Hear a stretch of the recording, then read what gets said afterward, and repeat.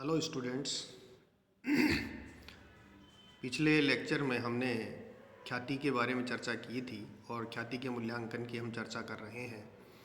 अब इसमें आज हम चर्चा करेंगे ख्याति का मूल्यांकन करने के लिए हमें किस आधार पर ख्याति का मूल्यांकन करें, यानी बेस ख्याति का मूल्यांकन क्या हो जिसके आधार पर हम किसी व्यवसाय की ख्याति का मूल्य ज्ञात करेंगे। तो जैसा आपको पहले बताया था कि ख्याति का जो मूल्य है वो भविष्य में सामान्य जितने भी लाभ होंगे उनसे ज़्यादा जितना लाभ होगा वो एक प्रकार से ख्याति का मूल्य होता है। तो इसको ज्ञात करने के लिए हमें दो आधार पर हम ख्याति का मूल्य ज्ञात कर सकते हैं।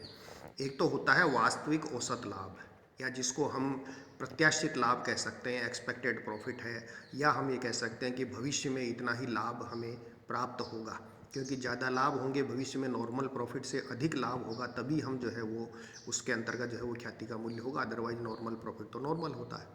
तो एक तो वास्तविक औसत लाभ, या हम फ्यूचर मेंटेनेबल प्रॉफिट कह सकते हैं, या एक्सपेक्टेड प्रॉफिट कह सकते हैं, उनके आधार पर हम ख्याति का मूल्य ज्ञात कर सकते हैं।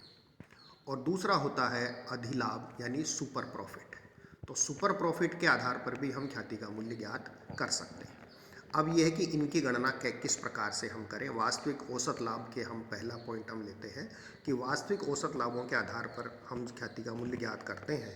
तो वास्तविक औसत लाभ हम कैसे ज्ञात करें, तो इसकी गणना करने के लिए 3 चरण बताए गए हैं। सबसे पहले हमें समायोजित लाभ की गणना करनी पड़ती है, कैलकुलेशन ऑफ एडजस्टेड प्रॉफिट। अब ये समायोजित लाभ की गणना करने के लिए सबसे पहले हम लाभ हानि खाते में जो नेट प्रॉफिट होता है उस नेट प्रॉफिट को हम लेंगे, उसमें कुछ समायोजन हमको करने पड़ते हैं और वो समायोजन करके हम इसमें प्रॉफिट लेते हैं। तो जो प्रॉफिट हम लेंगे या शुद्ध लाभ, वो आफ्टर इंटरेस्ट और आफ्टर डेप्रिसिएशन जितने भी खर्चे घटा करके हम लेते हैं वो इसमें लेते हैं। यदि फिक्स्ड असेट्स का रिवैल्यूएशन किया गया है तो हम जो डेप्रिसिएशन की गणना करेंगे वो फिक्स्ड असेट्स के रिवैल्यूड मूल्य पर हम करेंगे। दूसरी बात, जितने भी दायित्व हैं या हानियां हैं उनके लिए जो हमने आयोजन बनाए हैं, बैड डेट्स के लिए है या और कोई आवश्यक समायोजन किया है, प्रोविजन फॉर टैक्सेशन है, रिजर्व में पैसा ट्रांसफ़र करना है, इनको हम नहीं, लेकिन जो आयोजन है उनको तो हम इसमें एडजस्ट करेंगे लाभों में से, लेकिन जो संचय में हस्तांतरण, इक्विटी, प्रेफरेंस शेयर्स पर जो डिविडेंड वगैरह है उसको इसमें से हम नहीं घटाएंगे। फिर स्टॉक और जो चालू संपत्तियां, चालू दायित्व हैं, इनके मूल्यों में कोई कमी या वृद्धि होती है तो उसका एडजस्टमेंट भी इस प्रॉफिट में हमको करना पड़ेगा। तो यदि करंट असेट्स के मूल्य में कमी होती है और करंट लायबिलिटीज़ के मूल्य में वृद्धि होती है तो हम इसको लाभों में से घटा देंगे। यानी एक प्रकार से आप ये कह सकते हैं कि करंट असेट्स के आधार पर आप देख लीजिए कि करंट असेट्स के मूल्य में कमी होती है तो घटाएंगे, और करंट असेट्स के मूल्य में वृद्धि होती है तो जोड़ेंगे। और करंट लायबिलिटीज़ में उल्टा है कि करंट लायबिलिटीज़ का मूल्य यदि बढ़ेगा तो हम घटाएंगे और घटेगा तो हम उसको जोड़ देंगे। इसी प्रकार से नॉन ट्रेडिंग इन्वेस्टमेंट से कोई इनकम होती है तो वो भी इसमें घटा देंगे। जो प्रॉफिट एंड लॉस अकाउंट में हम क्रेडिट में इंटरेस्ट या डिविडेंड हम जो दिखाते हैं वो इसमें से घटा देंगे, क्योंकि हमें यहाँ जो फ्यूचर मेंटेनेबल प्रॉफिट हम लेते हैं वो एक प्रकार से हम लेते हैं कि व्यवसाय के ऑपरेशन से जो लाभ होते हैं उनको हम यहाँ लेते हैं। फिर किसी साल कोई एबनॉर्मल लॉस या एबनॉर्मल इनकम हो गई हो तो वो P&L में दिखाई हुई होती है तो उसका भी हमें एडजस्टमेंट करेंगे। तो एबनॉर्मल लॉस यदि कोई हुआ है जिसको हमने P&L में डेबिट किया हुआ है क्योंकि उसकी वजह से लाभ कम हो गए तो हम उसको सही करने के लिए वापस जोड़ देंगे।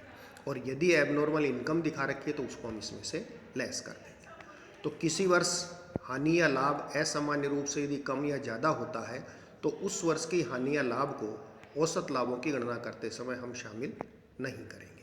ये एक प्रकार से टेबल के रूप में आपके सामने ये दे रखा है कि किस तरह से आप ये लाभ हानि ज्ञात करेंगे। जैसे नेट प्रॉफिट बिफोर टैक्स आपने ले लिया, फिर एबनॉर्मल एक्सपेंसेस लॉसेज इसमें हम जोड़ देंगे, increase in value of assets, decrease in value of current liability ये हम ऐड कर देंगे। और लेस करने में हम एबनॉर्मल इनकम एक हम इसमें लेस करेंगे, decrease in value of assets, increase in value of current liability, provision for taxation, provision for bad and doubtful debts, income from non trade investment. तो ये सब करके हम जो प्रॉफिट निकालेंगे वो आएगा एडजस्टेड प्रॉफिट। अब दूसरा चरण इसमें आता है औसत लाभ की गणना। तो इस प्रकार से ये जो एडजस्टेड प्रॉफिट ऊपर जो हमने निकाला है, ये प्रत्येक वर्ष का, पिछले 2 साल का, 3 साल का, 5 साल का, जो भी प्रश्न में सूचना दे रखी है, हर साल का हम इसमें ज्ञात करेंगे। अब उसका औसत निकालेंगे। तो ये जो ऊपर एडजस्टेड प्रॉफिट निकाला है, जितने साल का, यदि 5 साल का दे रखा है तो 5 साल का एडजस्टेड प्रॉफिट लेकर के हम जोड़ के 5 का भाग देके उसका एवरेज इसके अंतर्गत हम ज्ञात कर लेंगे। अब यदि मान लीजिए पिछले साल के जो लाभ हैं, इनमें हमको लगता है कि लगातार वृद्धि हो रही है या लगातार कमी हो रही है, तो फिर सिंपल एवरेज की जगह हम वेटेड एवरेज लेते हैं। और वेटेड एवरेज के लिए हम 1 से 5 साल तक के जो वर्ष के जो लाभ हैं, उनको 1 से 5 का वेट हम दे करके और उस लाभ को और वेट को गुणा करके और उसमें टोटल वेट्स का हम इसमें भाग जो है वो दे देंगे। ये इसका फॉर्मूला दिया हुआ है वेटेड एवरेज प्रॉफिट का, कि total product of profit and weights upon total of weights. तो इससे वो वेटेड एवरेज प्रॉफिट हमारे सामने आ जाता है। तीसरा चरण जो इसमें आता है, जब हमने वास्तविक औसत लाभों का औसत निकाल लिया, अब इसमें यह है कि भविष्य में कायम रहने योग्य लाभों की गणना हमको करनी पड़ती है कि इन लाभों में ये जो एडजस्टेड प्रॉफिट कर निकाला हमने पहले, फिर हमने उसका एवरेज किया, अब उस एवरेज प्रॉफिट में हमको कुछ एडजस्टमेंट करना पड़ता है। उसके लिए क्या होगा, जैसे स्वामी का पारिश्रमिक या साझेदारों का पारिश्रमिक, जो व्यवसाय के ओनर हैं, जो पार्टनर्स हैं, उनको भी कुछ पारिश्रमिक देना पड़ता है। तो वो प्रश्न में लिखा हुआ होता है, तो हम उसका भी इसमें समायोजन कर देंगे।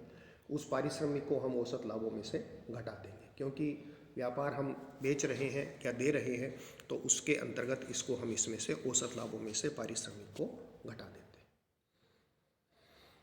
कंपनी की स्थिति में ये समायोजन जो है वो नहीं किया जाएगा। फिर दूसरा है कि ऐसे व्यय जो भविष्य में नहीं होंगे। कुछ ऐसे खर्चे होते हैं जो आज किसी विक्रेता ने वो व्यापार कर रहा है, लेकिन जो खरीद रहा है हो सकता है उसके वो खर्चे नहीं हों, तो ऐसी स्थिति में उसको जो है वो खर्चे इसमें से हम वापस उससे जोड़ देंगे, प्रॉफिट उससे बढ़ जाएगा। क्योंकि जैसे मान लीजिए आज जो व्यापार जिसका बिजनेस है वो लेखापाल नहीं है और उसने एक अकाउंटेंट रखा हुआ है और उस अकाउंटेंट को वो सैलरी देता है, तो उसके लिए तो वो खर्चा है।